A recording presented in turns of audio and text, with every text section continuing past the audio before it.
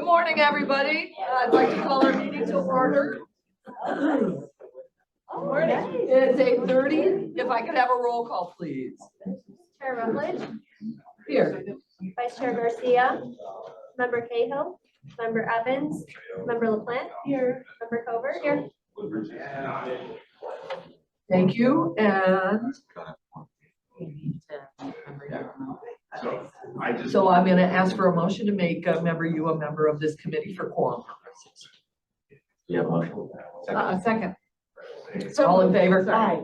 Did I move it? I don't know. I guess I did move it, yeah. Welcome, Member you, thanks for coming. Public comment this morning. We don't have any online, but we do have in person. Dave Farkas. David, come on up over here. Morning.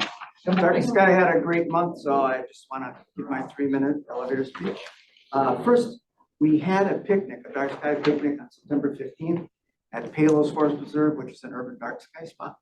And that was organized by Cook County and us and Sag Moraine Native Plant. We had 400 people thereabouts. I got about 9 telescopes and 3 that were for solar. So it was a clear night. We got to see all that. And I had some talks about dark sky, what it does to everything else. Let's see, on the 19th, Jeff Garris let me know about a meeting update on dark sky for the DuPage County Forest Preserve. And they've done great stuff the last 3 years. They have a program to do things this year and next year all set up. They're going after the easy ones, of course, first. They're making sure everything's shielded. They're going to, right now they're at 0.4% of their land area has lighting outside that might be considered non-compliant. And they're going to reduce it down to as close as they can get to 0. I think this is 0.2%. They expect to be leaders in the community talking about dark sky. So it's pretty exciting for me and the others to listen to, and they're doing a really good job. Next, had 2 meetings with Brookfield Zoo. The second meeting was just yesterday. We gave them an overview of the light pollution within the zoo and within the communities that surround them. So Riverside and Brookfield, and they're going to take that and talk to the facility guys about what they can do to correct that right away, or as budget allows. And they're also going to talk to Riverside because Riverside really tries to be compliant with dark sky for the animals in the zoo. And it's just sometimes you're unaware of what lights you have. So we have that capability, and hopefully we can offer that to communities, let them see what they really have. Then I want to let you know we're working on helping develop some legislation for the state of Illinois. So I think that'll be presented next year, and I hope all of you can support it. I'm working as hard as I can to try to line up everybody for that effort. If somebody's not totally convinced already, I'm willing to spend the time to convince everybody. I met with Edith Macra of the Metropolitan Managers caucus, and she was really helpful. She gave me 5 more organizations to talk to. She gave me some ideas. We talked through the differences in all her municipalities, the ones that are leading edge on dark sky, probably being more on the outskirts of our 6-county region, and the ones that I have to really understand my audience when I talk to. It'll be mostly about the economics and the cost reductions. The rest of it comes as benefits as you convert. So my biggest problem is how fast can I get out there and talk to them before they start the conversion from high pressure sodium to LED. If I get them there, they can save the money, and I can kind of direct them to do it with warmer lighting and things like that. So, Thanks, David. I just want to point out that this is one person that took on this issue and like blew it up. So I just want to commend you for your work on this. And Member LaPlante had a question. Thank you, Chair Rutledge. Yeah, and I echo the chair's statements. What one person can do to make a difference. Thank you for being a I would say shining example, but it's. Bright I'm talking. So I have a question for you. I've heard from some people who say things like, new neighbors moved in and they have a spotlight and it's on all night and it shines in our house. And I've said, well, not only is that annoying for you, it's annoying, it's bad for the wildlife, et cetera. Do you have like a one pager or something that, because that people can have the correct verbiage, or just like a, hey, heads up, if you didn't know about turning your outside lights off at night, these are the benefits. There are things on the website. Okay. There is an article on what to do with your neighbors, or how to be nice with your neighbors, and Adam Cruiser of Glen Ellen wrote that. Okay. So that's probably on the Chicago website, and it's also on the Tucson website for the Dark Sky International. Okay. They tell us that the first thing is you talk to your neighbor. Right. If that doesn't work, you have to talk to your representative. And a lot of times there is no ordinance. So with Wheaton, it took a year to try to help out the homeowners that had lighting coming in their bedroom windows. And finally, they wrote a residential ordinance and they will disallow it. And actually, they said if it's already, trespass, if it's already glare in the windows, you have to change the way you mount it, because usually it's as simple as the mounting. You don't shine it in somebody's window, right? So it's where you aim, and that's one of the most important things about aiming legislation is if you aim the lighting down, you're going to get most of what you need. And a lot of the LEDs are pointed towards the sky in the first place. So that's really what you got to do. But Okay. it says if you can talk to your neighbor, do it. Perfect. So I'll direct them to the website. Right, yeah. Okay. And Thank we'll all talk to them. Okay. Okay. Thank Thanks, you. David. Next for public comment, I have Kay McKean. Morning, everybody. So very exciting. The city of Wooddale has now started our cooking oil project. So we have 12 ongoing projects here now in DuPage County. One's on hold, the Woodridge wastewater treatment plant while they're under construction, but we have 12. That's pretty cool. Grateful to Wooddale for taking that on. Roselle, we collected mercury at their recycling extravaganza. We have a special relationship with the HHW site. So mercury thermometers, mercury thermostats, and barometers. So I was really glad to keep that out of their landfills. We have 18 locations for the pumpkin smash. Glen Ellen has 2 locations. Carroll Stream has 2. One of those is new, and Hanover Park is trying to join us this year. Addison's Library is getting their recertification for the Earth Flag October 17th, if any of you want to join us. And we've got a workshop for teachers October 24th, learning about field trips and things they can borrow from us and so forth. And then, I don't know if you guys get this, I showed this at the stormwater meeting. Do any of you get this magazine insert? That's in the Tribune? Yeah, Oh, I think no. it was in the Tribune. Anyway, guys, it has the best reader-friendly story about PFASs in our water, in our dental floss, in yoga clothes, in all, fast food packaging. It is the best 2-page article, reader, not say friendly, but able to understand PFASs and how long-lived they are. And the amount, 200 million Americans have measurable amounts of PFASs in their drinking water. This is a really important article for people to know what to do with these things. For instance, if your clothes that are in the textile industry, when they make clothes, if they incinerate those clothes to make energy, then PFASs go into the air. And we're really struggling what to do with the old Teflon pans. Because they go to the landfill, it's metal. If they go to the incinerator, do those PFASs go into the air? So there is a lot in just this one article. So if you haven't read it, I can get copies to Joy or scan it or something and she can send it off to you guys.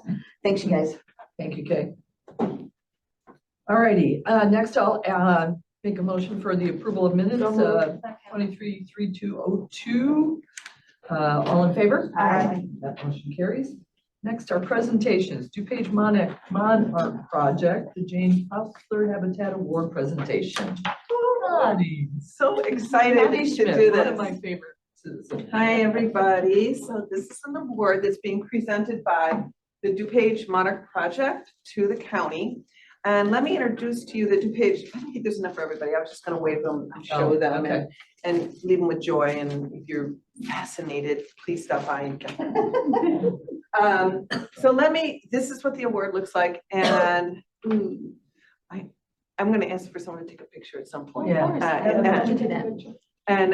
So anyway, The DuPage Monarch Project, let me just tell you, Lonnie Morris conceived of this idea and said, you know, one thing like the Sierra Club working alone isn't as strong. So it is an organization that has 4 people, or 4 groups. It's the Forest Preserve District of DuPage, little entity, the Conservation Foundation of the Conservation Foundation, 6 counties, it's not DuPage, Wild Ones, and if you don't know, it's a native seed collecting group. And then the River Prairie group of the Sierra Club, which Sierra Club's national. We have our chapter means Illinois. Within Illinois, there are 14 regional groups, and the River Prairie group is DuPage County group.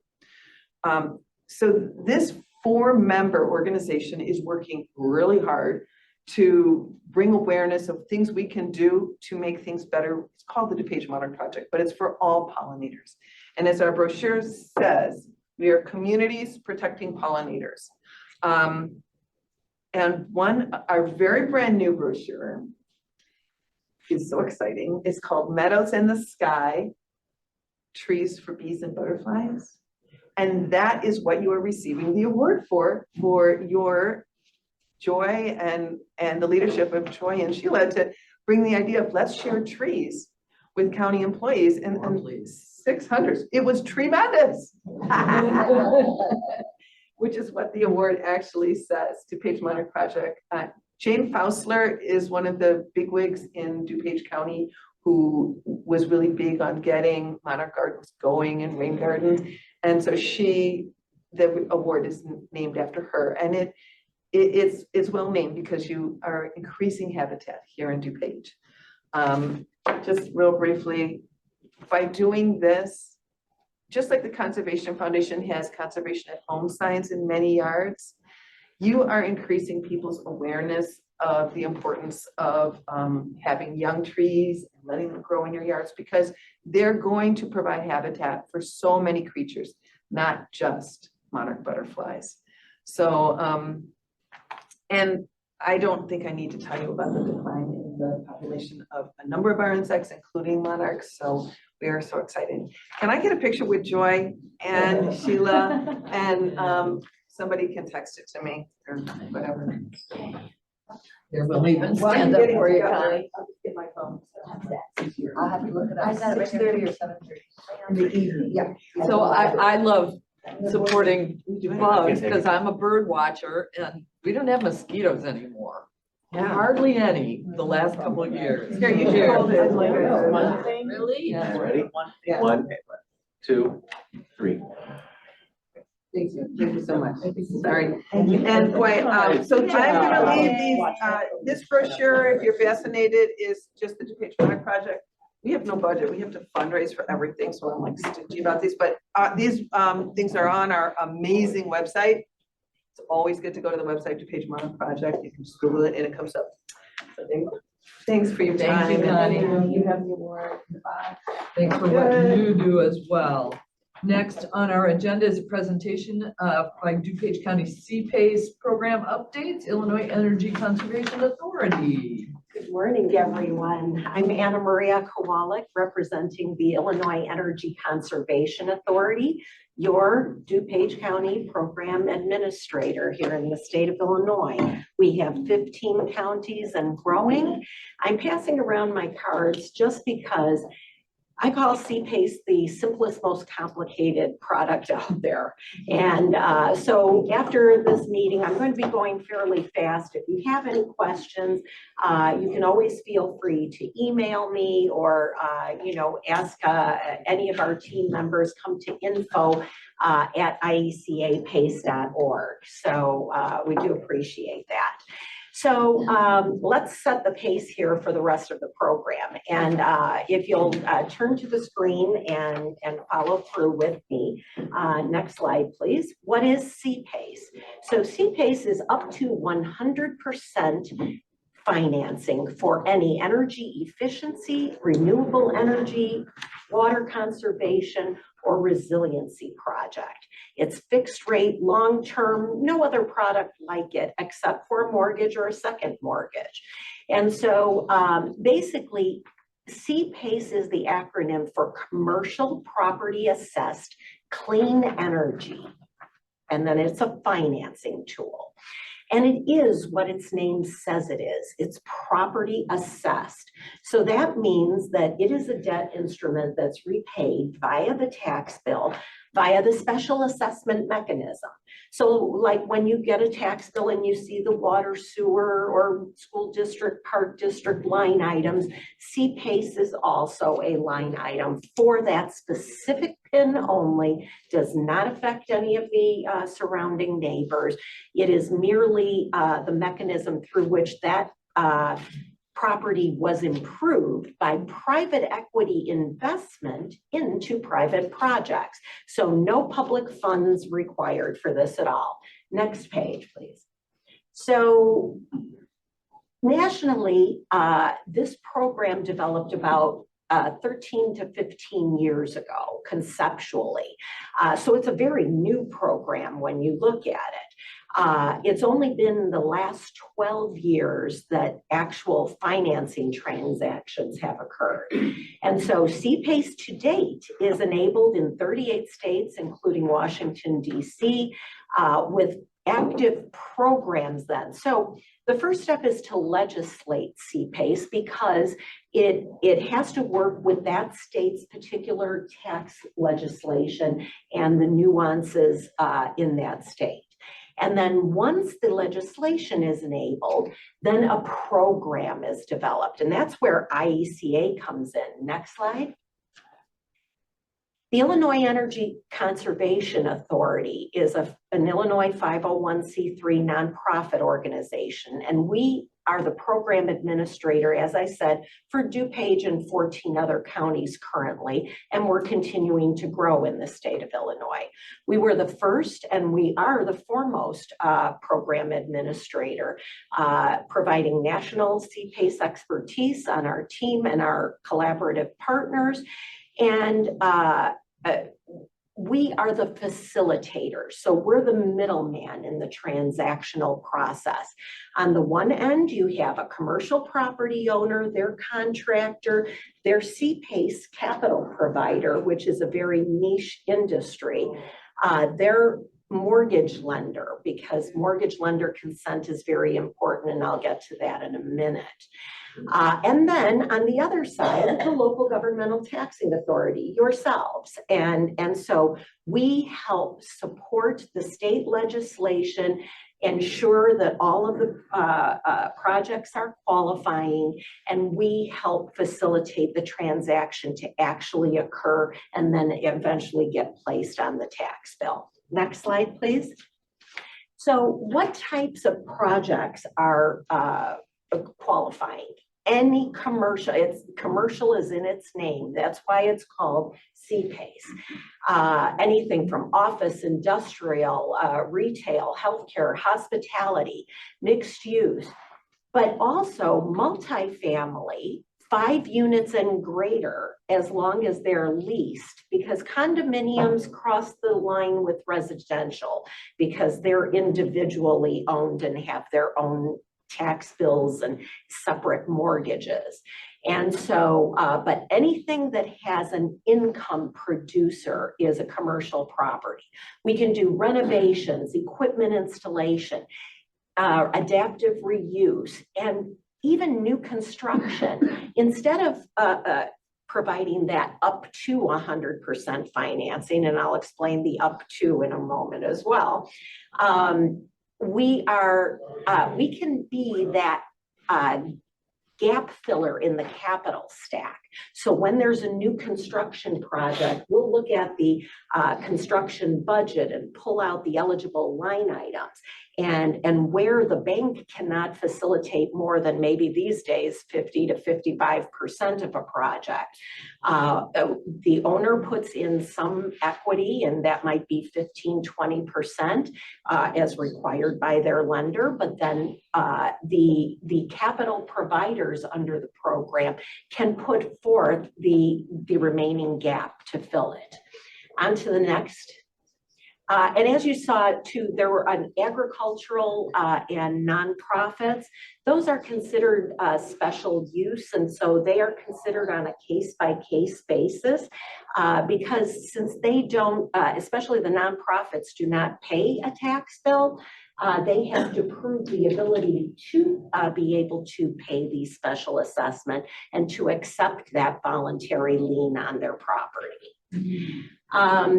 Eligible measures run the gamut from everything from, well, we were talking about LED lighting before, and anything building envelope improvements, new HVACs, new windows, new furnaces and pumps, and renewable energy sources, which run the gamut as well. Electrical vehicle charging infrastructure. Actually, the state of Illinois is one of the only states that will consider that CPACEable. And the reason being that some states are questioning whether or not there's any energy savings there because they're actually consuming more electricity. And so there's a debate going on, you know, nationwide, but Illinois is one of the more liberal states in that regard and able to accept that under our auspices. Resiliency. On the West Coast, it might be earthquake mitigation measures in construction. On both coasts, it might be flood mitigation measures. Here in the Midwest, we can do permeable pavers to help with drainage. We can also, lead pipe abatement is huge. Since COVID, adding air purification systems to HVACs. So all of these are eligible measures. And then of course, water use and purification, very high on the list, and especially in many states with what's going on with climate change these days. On to the next slide. So why would we use CPACE, or why would a commercial owner consider it? Because it can finance up to the 100% of eligible costs. When we say up to, it's only limited by state legislation, which states that the CPACE loan to the value of the entire property cannot exceed 25%. Therefore, you have $1 million property, you can do up to $250,000 in CPACE financing and no more. Now, there's also combined loan to value calculations with a mortgage. Now, a mortgage lender subordinates only to the tax bill. However, they also subordinate to CPACE, since CPACE is part of the tax bill. So why would they consent to having a CPACE financing on that property? Well, for one thing, it's a lesser loan liability on their balance sheets. And then they accelerate at any event, a sale or a foreclosure in the, or bankruptcy in the worst case scenario. Whereas CPACE never accelerates. It will always stay on the tax bill and follow the tax foreclosure legislation locally and statewide, and until it is satisfied. And it runs with the land in a sale. In fact, here in the state of Illinois, we've already had 2 seamless transactions in a property sale, because the new owner is receiving a newly improved property. And then when they understand what the CPACE financing did for the property, they're more willing then to accept the remaining debt. So if you sold it 5 years on down the line, current property owner paid 5 years into this, there's only 15 years remaining on a 20-year loan. And so that's how it works. I mentioned the mortgage lender consent because combined loan to values, mortgage lender together with the CPACE financing cannot exceed 100%. We want no one underwater just by means of using this tool. And so it does yield a positive cash flow. It has potential off-balance sheet treatment where you have tenants in a building. The tenants It may be a pass-through to them as part of their CAM and taxes. It all depends on what the leases say. And so we help manage that together with the capital providers and the commercial property owners to ensure that everybody's making the transactions work. On to the next one. So IECA program features for the counties. We're a no-cost program. In fact, the county earns a one-time fee at closing for their time and trouble of reviewing. You have an oversight committee who reviews each transaction before it's processed here in DuPage. And so this helps, just with the general staffing costs. Then there is one recurring fee, and that is the collection fee. And so that is requested on each of the semi-annual billings. And that helps pay for the processing through the treasurer's office. It's an open market program. Any qualified lenders, any qualified contractors can participate in the program. And then we offer a uniform approach to the program, having all of the necessary documentation, legal and otherwise, to be able to process the transaction so that no one's recreating the wheel and all the costs involved with those legal fees. It is voluntary participation, and it's one single point of reference. DuPage County uses IECA. We collaborate together on marketing and other initiatives, and therefore, it's beneficial to go with a program manager and not having to hire within. On to the next slide. So benefits to you are that it stimulates economic development and job creation. It lowers the cost of doing business and helps boost the bottom lines of local enterprises, revitalizes building stock, and that's the main reason CPACE was created, for the aging building stock in this country, to help us elevate to a point of being competitive worldwide. And achieving sustainability goals by generating clean energy and resiliency benefits that are realized community-wide. It's a great tool for the toolbox. Economic development and business retention can be helped, because what's always the biggest impediment to doing sustainable projects? Money. And so here is access to private equity investment that a smaller commercial property owner especially might not have access to, or might not know how to access. And so here it is with people just waiting to diffuse their money. On to the next one. And speaking of which, so there's a whole process. So it starts with the project and the property owner wanting to do this and working with a capital provider and working its way through the circle. There's a lot of interaction in between, and you can take a look at this at a later time in more specificity, but basically it's just a circular. Once the loan is paid out into the project, then it is returned via the taxes. And on to the next slide. There are numerous qualified capital providers, and even more since this slide was created. And so, like we said, open market program, anyone can participate. Next slide. So we talked about some of the state regulations, the 25% loan to value. So the loan term runs from anywhere from 5 to 30 years, although we see most of them falling in the 20 to 25 year range. And the length of the term depends on the life expectancy of the installation. So basically the useful life. And so HVACs last about 15 to 20 years. Solar panels can go 20 to 25, depending on manufacturer qualifications.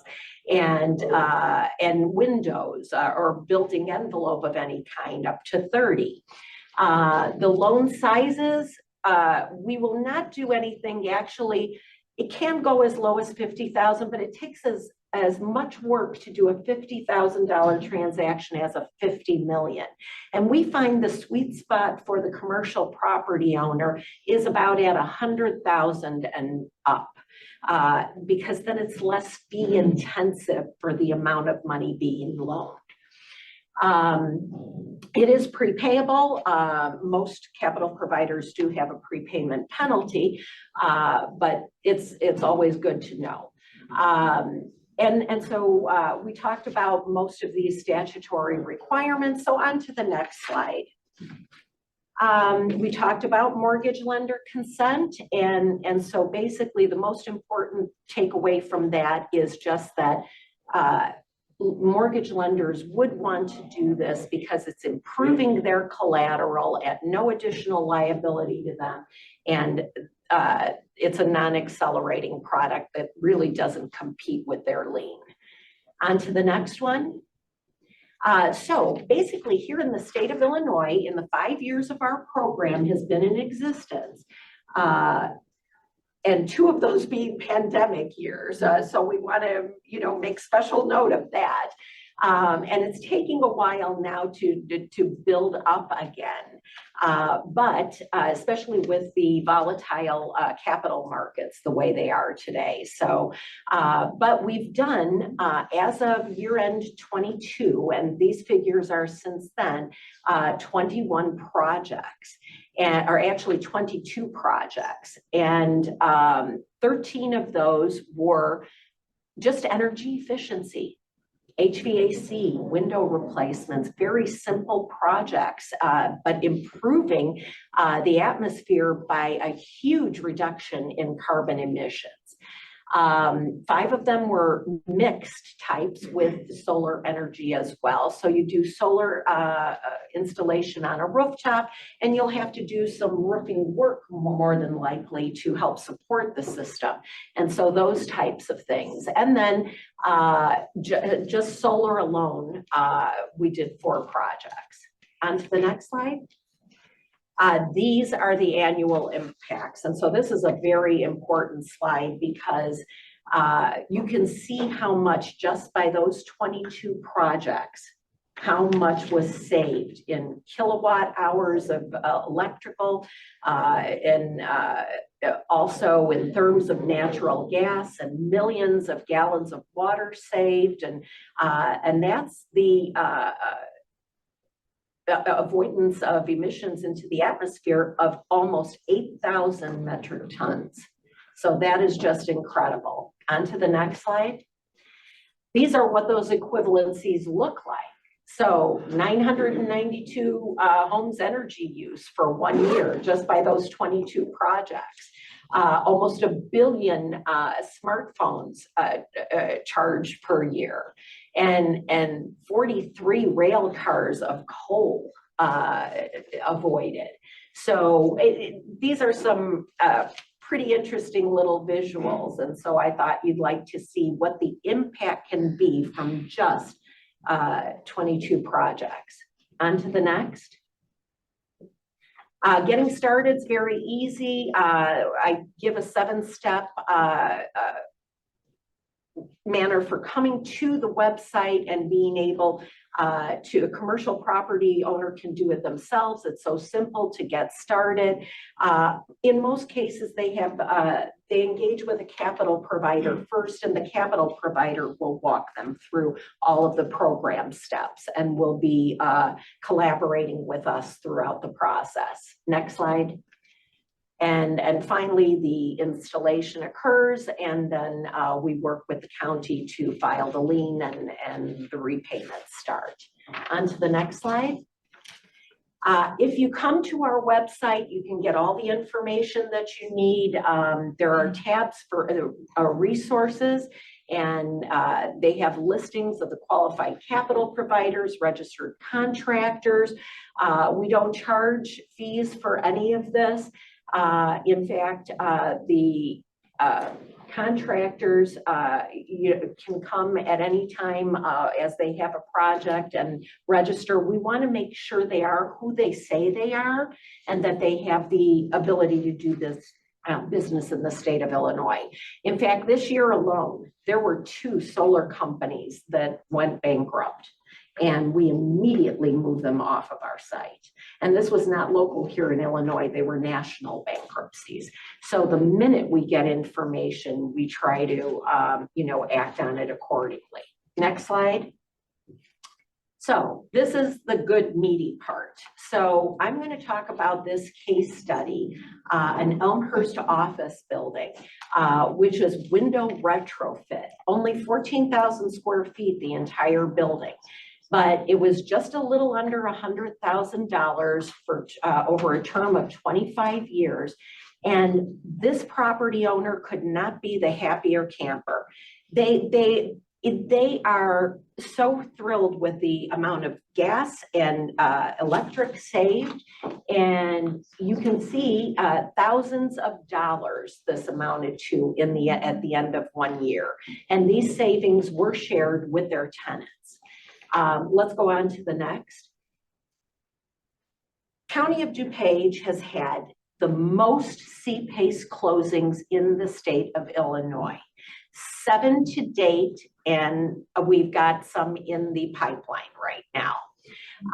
The very first 2 of the first 3 processed were here in DuPage County. So the first was a flooring company in Wooddale.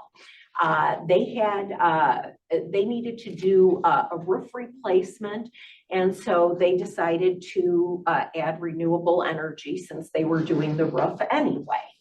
And so simple $318,000 roof replacement and solar PV system installation, and it too has saved tons of money. They're very happy. However, we don't have specific values yet because of the pandemic timeframe. They were just connected to the grid with ComEd at the end of January 2020.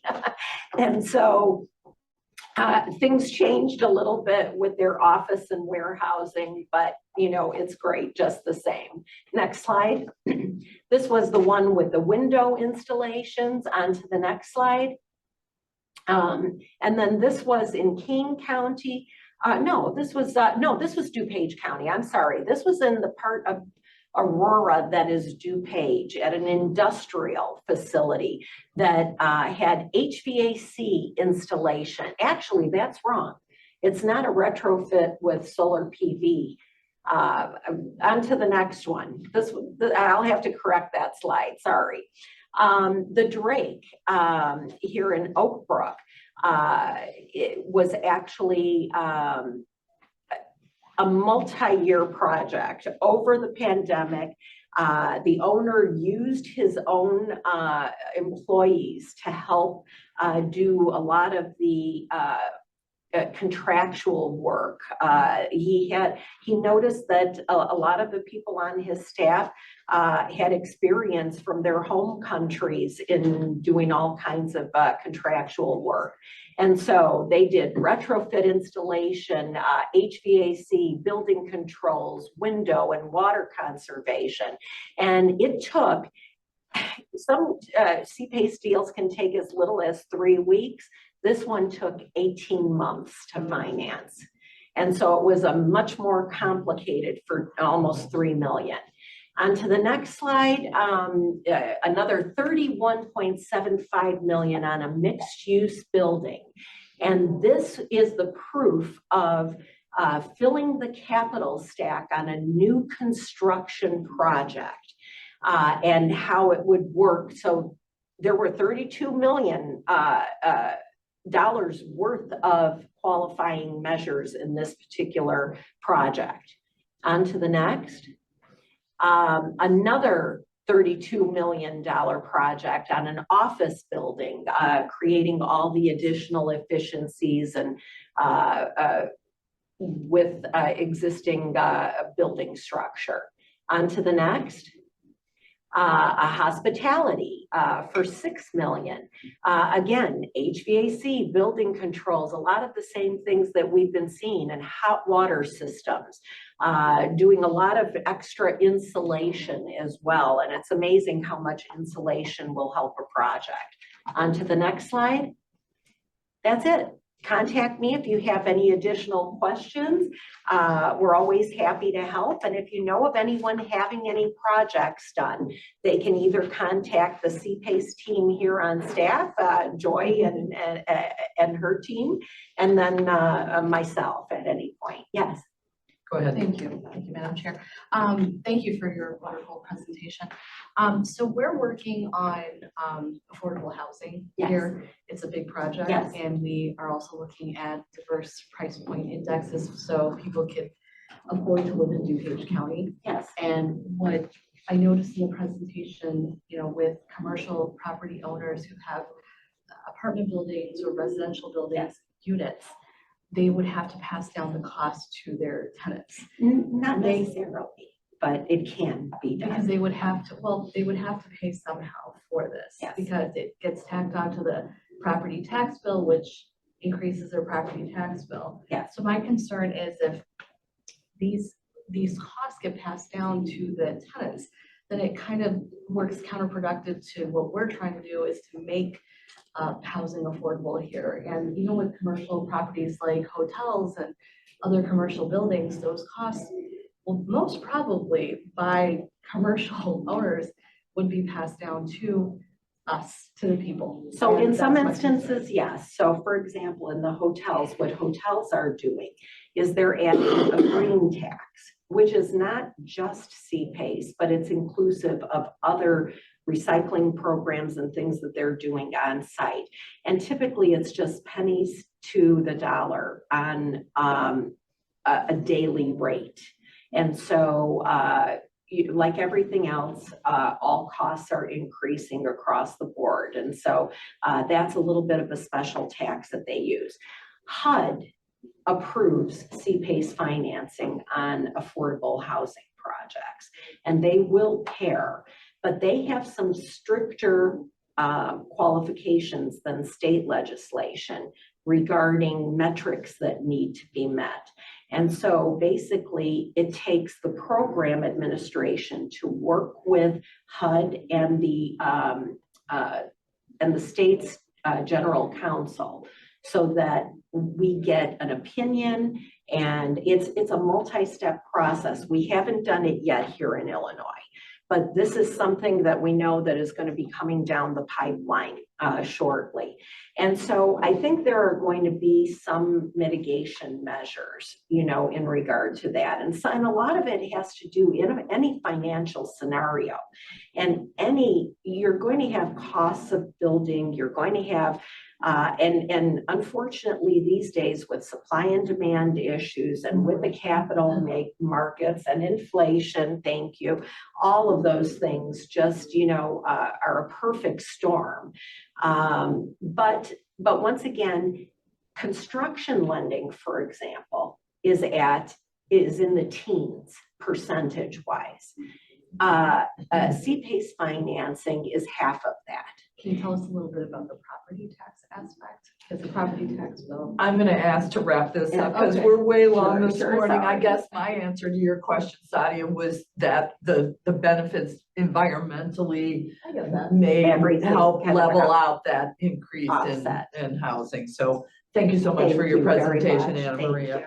Um, Appreciate it. We are going to the staff report of electric vehicle incentives. We'll have Joy email that to the committee. If you have any questions, direct them either to myself or to Joy. Anybody have any old business? Any new business? I have a question. Member Covert. Well, actually, I could just ask later. It's not important. Okay, I'm fine. Without objection, we're adjourned. Thank you.